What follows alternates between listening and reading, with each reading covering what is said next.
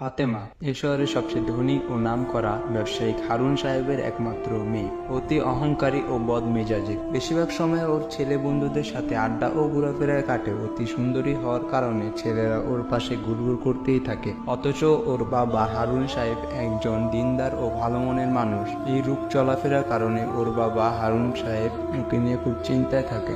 একদিন হঠাৎ ফাতেমা এসে বলল, বাবা, মার্কেটে একটা নতুন আইফোন লঞ্চ হয়েছে, ওটার জন্য আমার কিছু টাকা লাগবে। কত টাকা লাগবে? এই তো 1,60,000-এর মধ্যে। গত মাসে না একটা কিনলে? ওইটা আর ভালো লাগে না, আমার আইফোন লাগবে। ওর বাবা হারুন সাহেব সাফ না করে দিল। ফাতেমা অভিমান করে নিজ ঘরে চলে গেল। হারুন সাহেব কিছুক্ষণ বসে কিছু একটা চিন্তা করে ফাতেমার রুমে গিয়ে বলল, রেডি থেকো, বিকালে বের হব। ফাতেমা অবাক কণ্ঠে বলল, বাবা, তুমিও যাবে? হ্যাঁ। এই প্রথম ফাতেমা তার বাবার সাথে মার্কেটে আসলো। ফোনটা কিনে ফাতেমা অনেক খুশি। হারুন সাহেব বলল, চলো আম্মু যান, বাসায় যাই। ফাতেমা বলে উঠল, দাঁড়াও, এত দাম দিয়ে একটা ফোন কিনেছি, তার সেফটির জন্য একটা কভার কিনবো না, তা কিভাবে হয়? হারুন সাহেব বললেন, কাবার যদি ফোনের জন্য এতই ভূমিকা রাখে তাহলে তার সাথে কেন দিল না? জবাবে ফাতেমা বলল, বাবা, মূল্যবান জিনিসের সাথে কখনো কোনো কিছু ফ্রি থাকে, ফ্রিজও থেকে তার সাথে যেটা মূল্যহীন ও বেকার।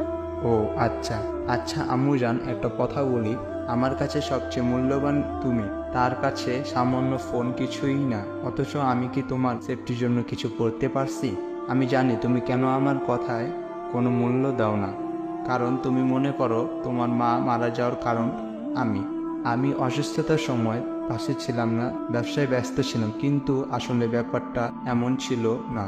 আমি কখনোই জানতেই পারিনি যে তোমার আম্মু কখনো অসুস্থ ছিল। ও কখনো কষ্ট ও অসুস্থতার কথা আমাকে বলতো না, যাতে আমি চিন্তায় মনোবল না হারাই। তোমার আম্মু কখনো আমার কাছে কোনো কিছু আবদার করতেন না, আমাকে নিয়ে কখনো কোনো অভিযোগ করতেন না। সে ছিল দিনদার ও পর্দাশীল। তুমি জানো তোমার নাম কেন ফাতেমা রাখা হয়েছিল? যাতে তুমি ফাতেমা রাদিয়াল্লাহু তাআলা আনহা এর মতো পর্দাশীল হও। দেখো আম্মু জান, সামান্য একটা ফোনের সেফটির জন্য কত কি করা হয়েছে, কিন্তু তার জন্য যেটা সবচেয়ে বেশি ভূমিকা রাখে সেটাই আর তার সাথে দেওয়া হয়নি, সেটা আলাদাভাবে নিতে হয়। তেমনই কোনো নারী জন্মের সাথে সাথে পর্দাশীল হয়ে আসেনি, তাকে পর্দাশীল বানানো হয়, আর সেটার দায়িত্ব তার বাবা মা, ভাই বোন ও তার জামাইয়ের উপর থাকে।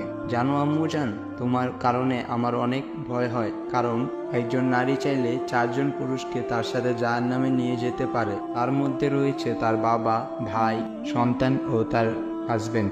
আম্মু জান, তোমার মনে আছে ছোটবেলায় একবার তুমি দুষ্টুমি করতেছিলে, তখন কিছুটা গরম তেল তোমার গায়ে ছিটে এসে পড়েছিল, তখন তুমি কিভাবে ছটফট করে চিৎকার করতেছিলে?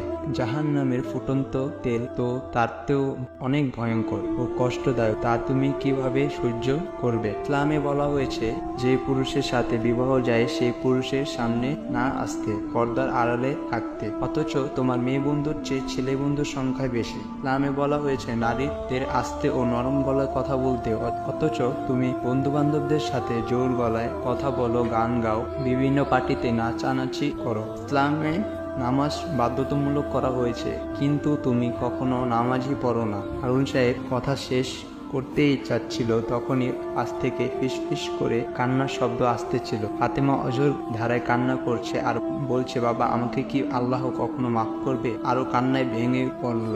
নিশ্চয়ই আল্লাহ দয়াশীল ও পরম করুণাময়। আল্লাহর কাছে সেই ব্যক্তি অনেক প্রিয় যে তার ভুল বুঝতে পেরে ইসলামের ছায়াতলে ফিরে আসে।